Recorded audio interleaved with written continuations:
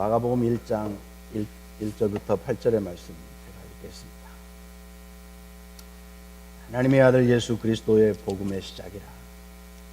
선지자 이사야 그래, 보라 내가 내 사자를 내 앞에 보내노니 그가 내 길을 준비하리라.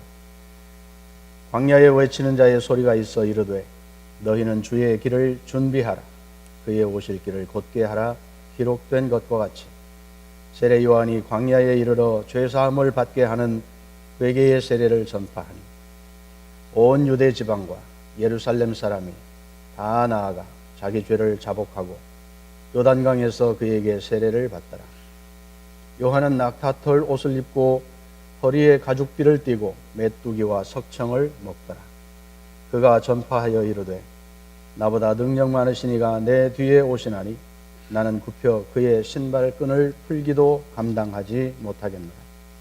나는 너희에게 물로 세례를 베풀었거니와 그는 너희에게 성령으로 세례를 베풀이리라.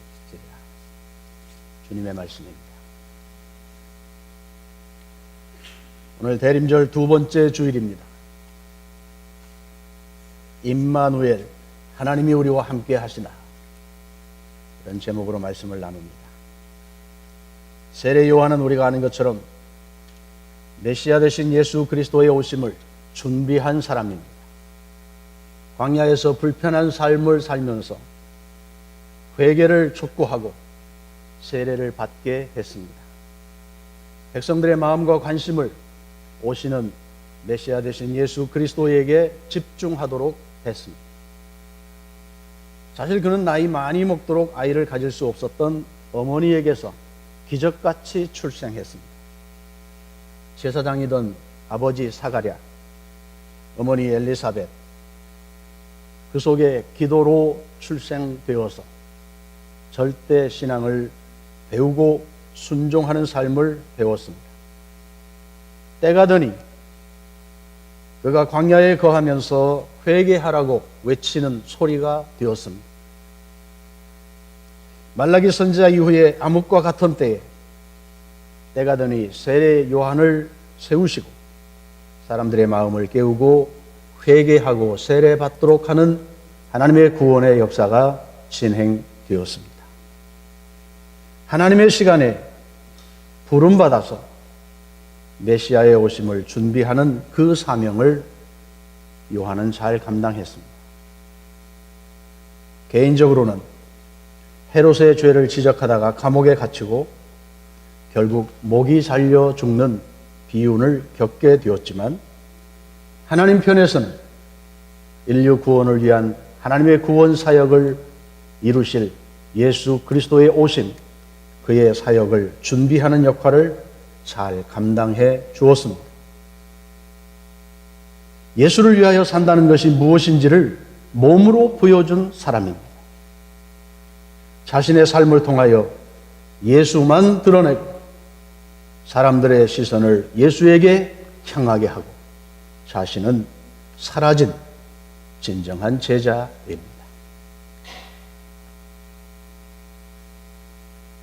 죄를 미워하시는 하나님의 공의가 이루어지기 위하여는 피 흘려 속죄하는 절차가 필요했습니다.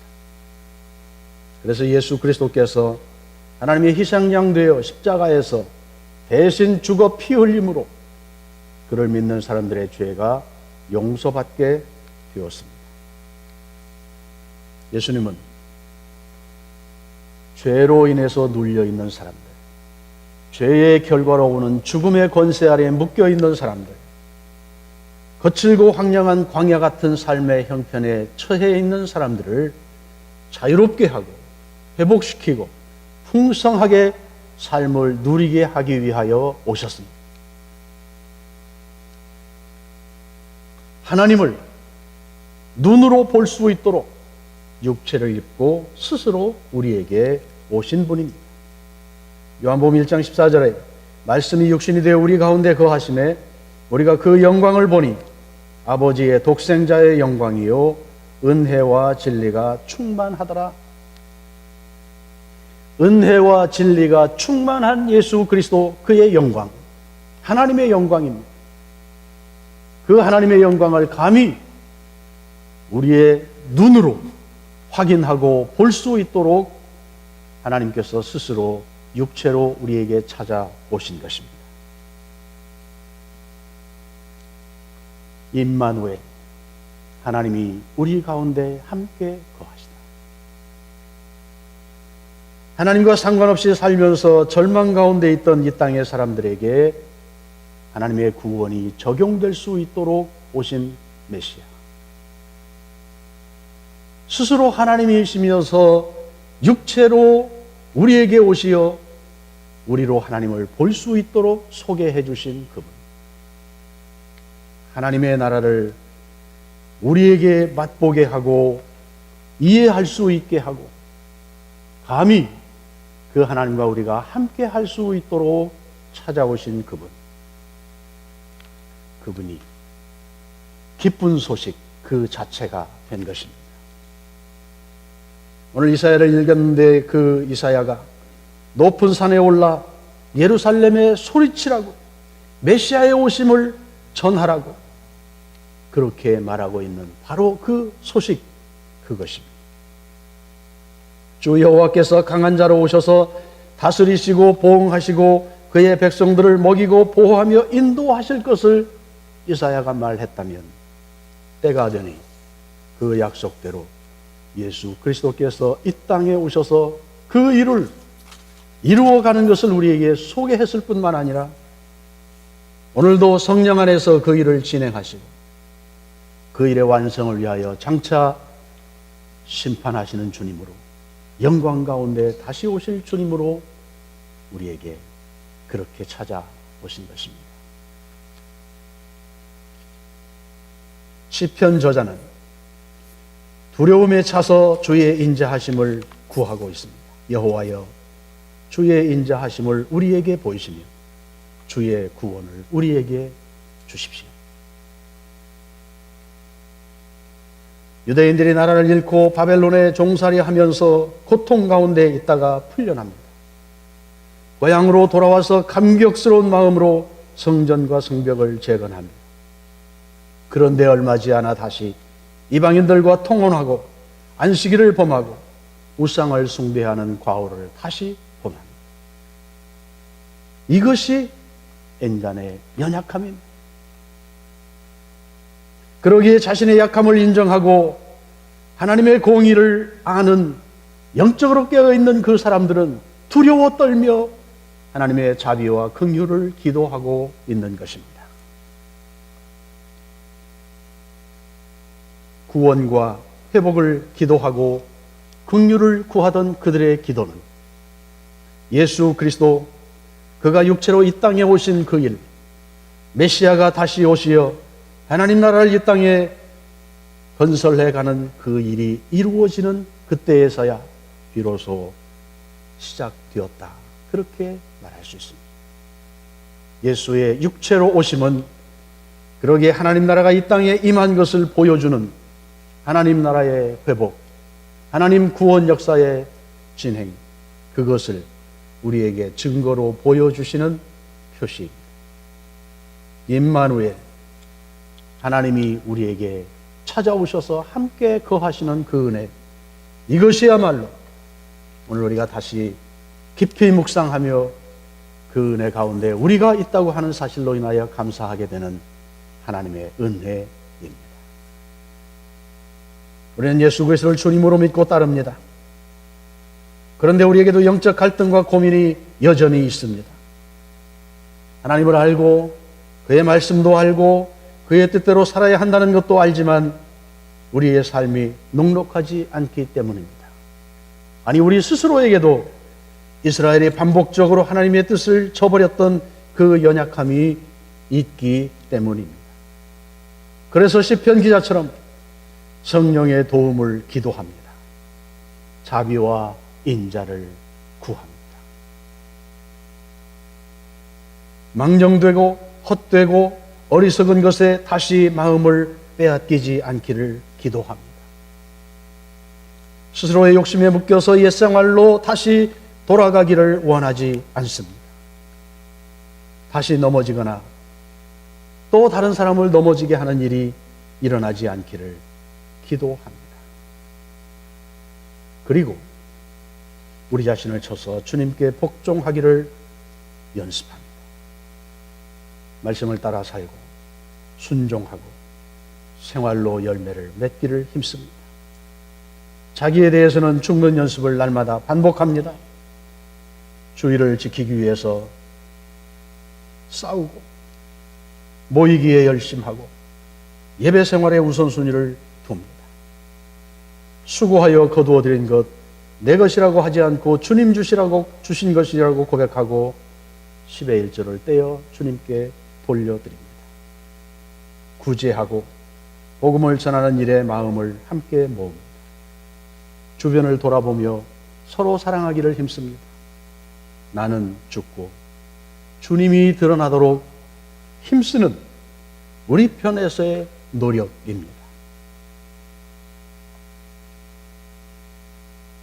베드로 사도가 말한 흠과 점이 없는 성결한 생활, 주님이 오시는 그날까지 우리가 그렇게 거룩한 신부로 단장되어야 하는 것, 바로 그것입니다.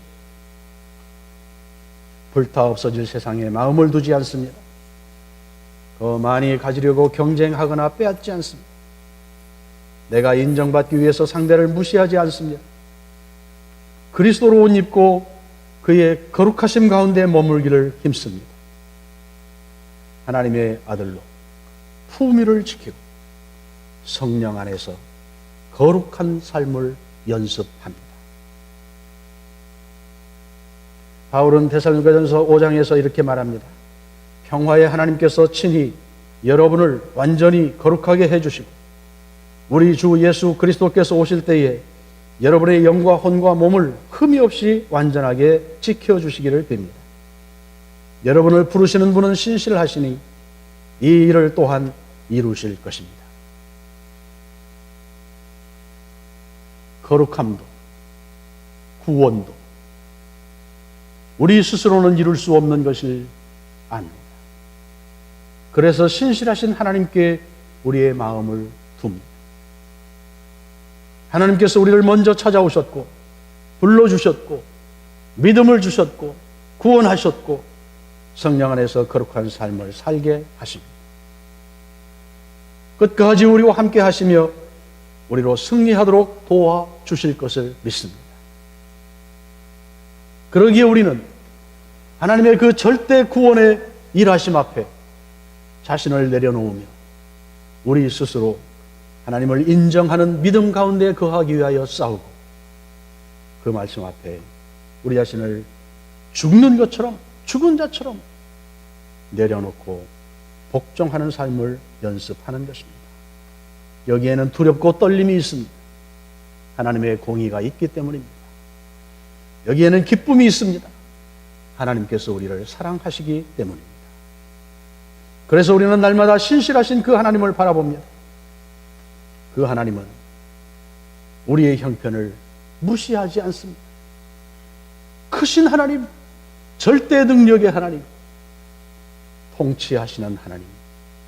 그러나 우리같이 연약한 자들에게 찾아오셔서 우리의 그 부분을 붙들고 함께 고민하시며 위로하시며 힘을 주시며 함께해 주시는 신실하신 주님이십니다. 가정과 교회와 나라의 일상적인 문제에도 관심을 두십니다. 주의 자녀들이 평강 가운데 거하게 하십니다. 우리의 잔이 넘치도록 채워주시는 좋은 아버지이십니다. 임마누엘 하나님, 지금도 성령으로 우리와 함께 거하십니다. 대림절은 우리와 함께 하시는 그 주님을 다시 확인하고 기뻐하고 그 안에서 우리에게 주신 하나님의 뜻을 분별하여 살기를 힘쓰는 좋은 기회입니다. 기도합니다. 하나님 아버지, 우리같이 연약한 자들을 찾아오시고 함께 해주시고 격려하셔서 하나님이 친히 일하시는 그 현장에 우리로 있게 하시니 감사합니다. 하나님께서 기대하는 바대로 우리의 사명을 바로 감당하여 하나님의 역사를 진행시키는 그 일에 쓰임받는 우리 개인과 교회가 되게 하여 주시옵소서. 메시아로 오셨던 주님, 하나님 나라를 우리에게 소개하여 구원의 길을 알려주셨고, 성령으로 다시 찾아오셔서 교회를 세우시고 이 시대 지금까지 하나님의 역사를 우리와 함께 진행해 오셨습니다. 다시 오셔서 우리에게 상을 주시고 그 영광 가운데 거하도록 다스려 주실 주님을 기다립니다.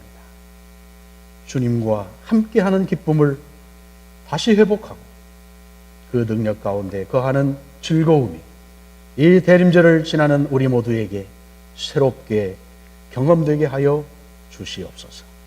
예수님의 이름으로 기도합니다.